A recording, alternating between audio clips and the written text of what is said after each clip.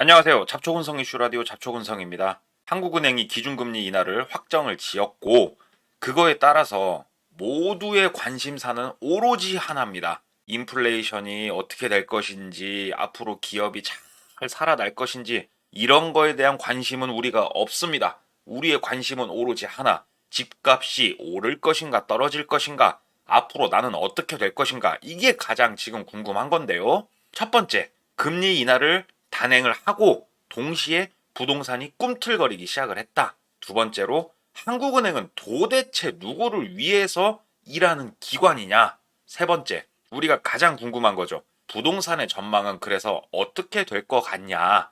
요 주제를 가지고 오늘 한번 이야기를 해보도록 하겠습니다.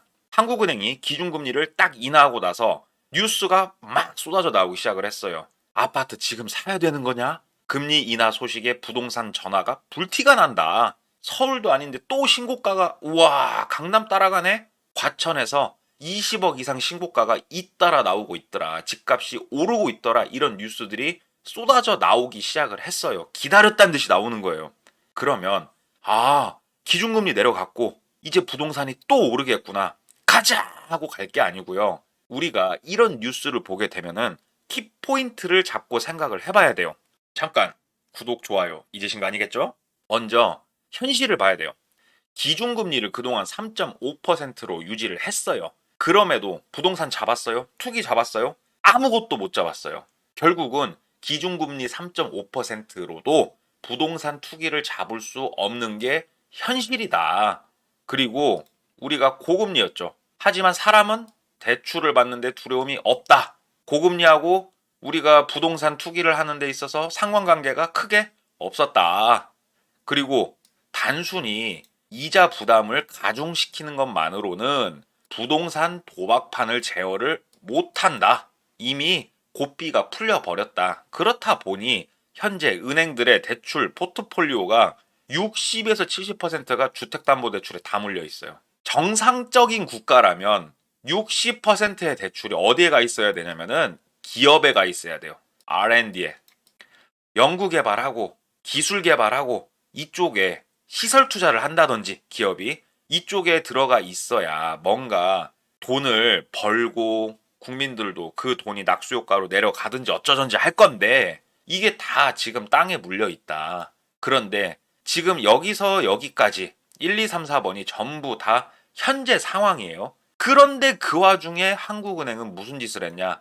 금리를 내렸다. 뭐 경기가 침체된다, 내수를 증진시켜야 된다, 여러 가지 이유는 많습니다만 이게 다 지금 뭐 다른 것 때문에 그래요? 부동산 때문에 그런 거 아니에요? 솔직하게 얘기해서. 그런데 마치 그거를 부동산에 관련된 이유는 싹 빼고 금리가 높아서 그렇다라는 이유만 딱 대면서 금리를 내렸다. 우리 대한민국은 아주 성실하게 꾸준히 노동을 해서 내가 집을 처음에는 뭐 21평에 살다가 쭉 성장해 나가면서 24평, 30평 이렇게 올라가는 게 아니고 그냥 사회생활 시작하자마자 그랜저 뽑고 뭐 BMW 벤츠 사는 것처럼 이상한 방향으로 사는 게 정상이 돼버린, 올바로 사는, 진짜로 정직하게 사는 게 잘못돼 버린 그런 사회가 돼버렸다. 이게 지금 현재 뉴스들의 키포인트인 거예요. 그러면 이런 와중에 한국은행 뭐라고 얘기를 했냐? 일단은 연말까지 금리를 유지를 하겠다. 우리 미국처럼 0.5%포인트는 못 내려. 못 내리지. 당연히 어떻게 내려요. 이거는. 그럼에도 0.25%라도 내렸다. 그리고 경고한다. 갭 투자 원하면 금융 비용을 고려를 해라. 니네 X 되는 수가 있으니까 정신 똑바로 차려. 그리고 DSR 규제 아주 중장기적으로 확대할 거야. 긴장해. 뭐 이렇게 말하면서 금리를 살짝 내렸다 이겁니다. 하이 참나. 제가 한국은행 총재님에 대해서 뭐 잘못 봤던 것도 있는데 과거 기사를 하나 보여드릴게요.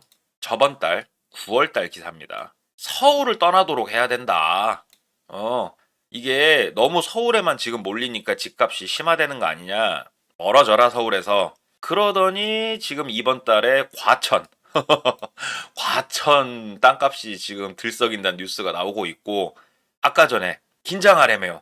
이 얘기 지금 처음 한 것 같습니까? 작년 10월 뉴스입니다. 작년 10월에 부동산 오를 일 없다. 영끌족의 경고장 딱 날렸습니다. 우리 총재님께서. 그런데 정확하게 1년이 지난 지금 어떻습니까? 부동산 잡혔습니까? 영끌족 잘못됐습니까? 오히려 더 심해진 것 같단 말이에요. 아니, 뭐 제대로 된 게 없어요. 서울을 떠나라고 해서 이유를 봤더니 이제 주변에 있는 수도권 주변에 있는 도시들의 땅값이 폭등을 하고 있고 영끌족은 영끌족대로 지금 또 날아다니고 있고 아이고 자 갭 투자 희망하면 금융 비용을 고려를 해라. 아 금리 내리면 살 소리는 아니죠. 어? 이거는 뭐 말 따로 행동 따로야. 긴장해 그러면서 더 좋게 풀어줘. 뭐 이게 말이 되는 소리냐고. 그리고 이런 뉴스도 있어요. 자, 우리가 금리를 지금 내렸잖아. 1년 뒤에 보고 판단해봐. 바로 지금 보시는 영상, 전의 영상 한 번만 보십시오. 어떻게 된 게, 나 무당인가 봐요. 예상한 대로 흘러가요. 내년에 약 100조 원에 가까운 돈이 대한민국에 흘러 들어올 예정입니다. 그래서 제가 뭐라고 예상을 했냐. 내년에 전체적으로 지표가 좋아지는 것처럼 보이게 될 거다. 거기에 맞춰 부동산은 미친놈처럼 날뛸 건데 그럼에도 엄청난 달러 유동성이 공급이 되기 때문에 한국은행은 이유가 있을 것 같다라는 제가 그런 정보를 전달을 해드렸어요. 바로 전에 영상에서. 아니나 다를까 1년 뒤에 보자고 하잖아요. 뭐 믿고? 100조 원 들어올 거 믿고 지금 자 서울은 내리 누르는 제스처를 취하면서 경기도 집값을 올리죠. 그 다음에 어디겠습니까? 지방도시로 이게 흘러갈 겁니다. 전체적으로 서울, 경기도, 지방도시 전부 다 부동산이 아마 날뛸 것 같다라는 예상이 듭니다. 한국은행이 도대체 그럼 한 일이 뭡니까? 부동산 제대로 못 잡고 이렇게 날뛰게 협력을 해주는 존재가 돼버렸다는 겁니다. 어떻게 된 게 예상하는 최악의 시나리오로 흘러가나 너무 걱정이 커요. 그러면 네가 그러면 하는 얘기가 부동산 가격이 앞으로 계속 오를 거라고 넌 생각을 하는 거냐? 이렇게 물으신다면 자, 부동산 전망이 어떨까? 같이 한번 보도록 하겠습니다. 올해 금리 내렸죠. 서울 경기 아파트 폭주 기관차가 출발을 할 겁니다. 이미 출발했습니다. 서울 경기 아파트 가격 막 오를 거라고 전 생각을 합니다. 그 다음에 얘네가 주춤해지면 지방도시 차례가 올 겁니다. 제가 안 그래도 저 지방도시 살아요. 보게 되면은 공사를 중단했던 아파트 단지가 공사를 시작을 했더라고요. 또 여러 가지 자료들을 찾다 보니까는 우리가 생각했던 것보다 훨씬 거대한 규모로 지방도시에 아파트 건설을 하다가 스탑을 했든 아니면 지금 계획 단계에 있든 이런 것들이 엄청 많아요. 이런 것들이 폭발적으로 개발이 이루어질 거다. 지방도시가 막 가격이 올라갈 거다. 그러면서 지방도시도 어느 정도 올랐다 쳐요. 충분히. 그러면은 마지막 한 방을 또 날려요. 지방도시가 상승을 이제 거기다 했을 때 수도권도 마지막으로 한 번 더 풀어버려요. 아, 100조 들어오니까 유동성 공급 믿고 막 미친 듯이 푼단 말이에요.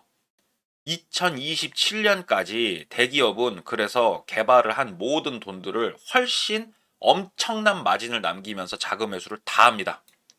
그리고 모든 그 돈은 누가 떠안게 되냐? 국민들이 떠안게 되는 거죠. 은행에서 대출 받아가지고. 이게 언제 그러면 폭삭하고 무너질 거라고 보이냐? 지금 현 대통령이 퇴임한 후가 될 것 같다 이겁니다. 지금 대통령의 부동산에 대한 기조를 보게 되면은 부동산 상승을 꽤나 원하고 있습니다.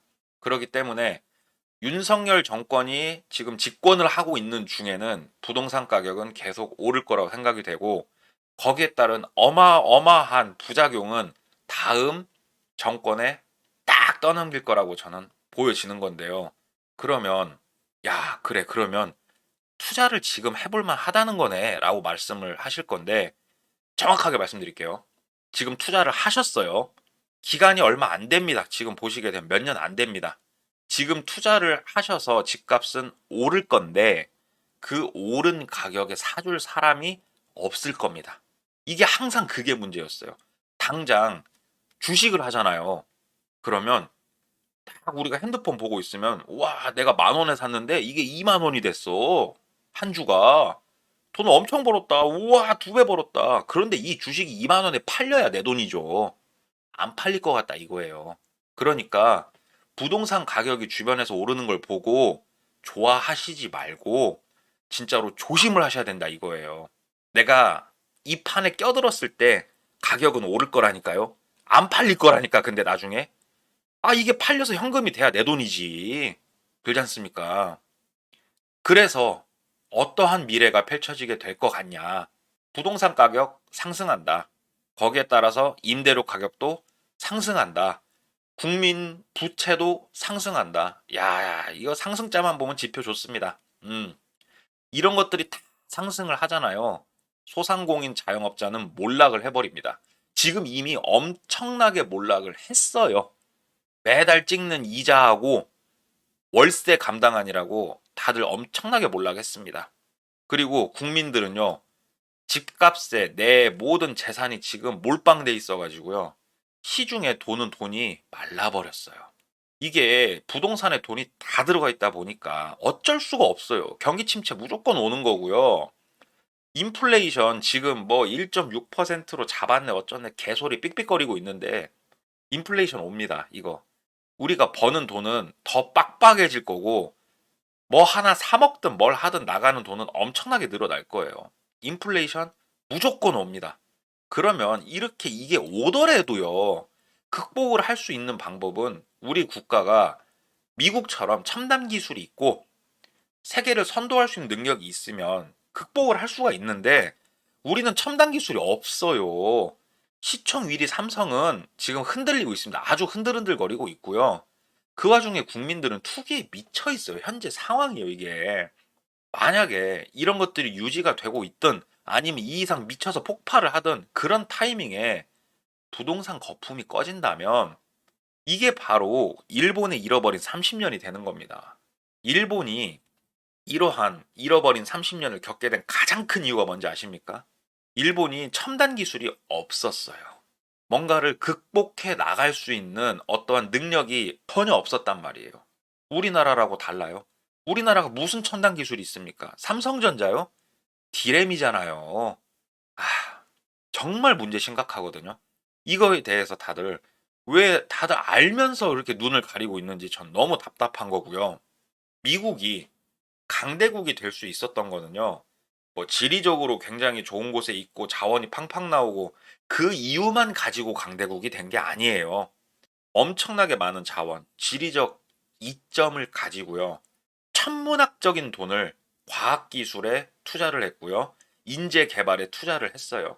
기업들이 연구 개발을 하는데 또 스타트업 기업이 성장을 해 나가는데 전폭적인 지원을 하면서 첨단 과학기술 그리고 그 과학기술을 개발할 수 있는 인력을 양성해내는 세계 최고의 국가가 된 게 미국이고 그에 따라서 지금 미국의 위상이 나온 거거든요.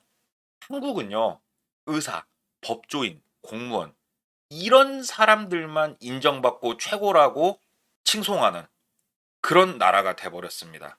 미래가 있을 수가 없어요. 그냥 우리가 1970년대, 80년대 했던 간해수공업이나 해야 돼요, 우리나라는.